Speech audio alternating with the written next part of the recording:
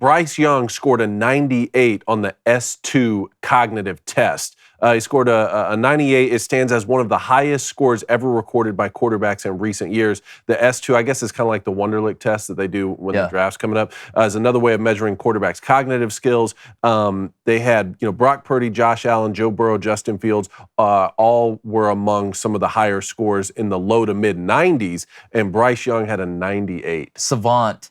Man. I'm telling you, look, it's going to be so ironic when we look back, and because I think Bryce has a chance to be really special. I know Jalen Hurts is coming on the scene. Jalen did transfer to Oklahoma, but it's going to be crazy when we look back at all the Alabama quarterbacks that won national championships. Jake Coker, Blake Sims. Obviously, you look at Mac Jones and Tua and Jalen and realize that the best one out of the whole group didn't win a natty in Bryce Young. I think Bryce Young is going to be the best quarterback, true, pure quarterback that has come out of Alabama in the last 25 years. From everything I hear within that building, I keep hearing that he's the best quarterback to come through there. Certainly the brightest. I mean, we had, this 98 score backs up what Coach Nick Saban said about and Bill O'Brien. And Bill O'Brien in the pre-draft process, suggesting his work ethic and football mind were even better than some on his coaching staff. Now, I've been telling people, pump the brakes with the Drew Brees talk a little bit, just because Drew Brees that's not fair to Drew. Quarterbacks. That's not fair to Drew or Bryce, really. League. Yeah, to either one of them.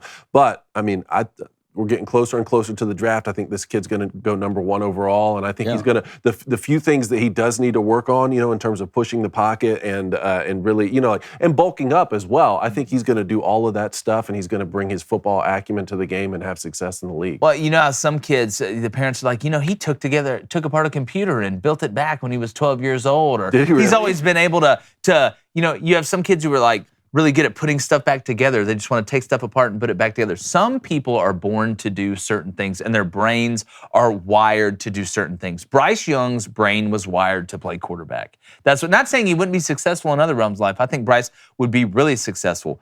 But he was born to, and I don't like to use the term born to do this. I like to use the term built to do this. I think Bryce Young was built to play quarterback in the NFL mentally, physically. He's not the biggest, most imposing guy, but he's very elusive. He understands how to move within the pocket and outside the pocket. And I'm really excited to watch him play. He stays out of trouble. Yep. There's no drama with this kid. No drama. I think he might be the best to ever come out of Bama at the end of his career. At the quarterback position? I really do. Because I don't care. Like, if I had to choose right now between him and Jalen Hurts, I'm taking Bryce.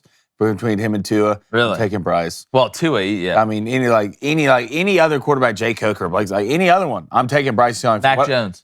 Give me Bryce.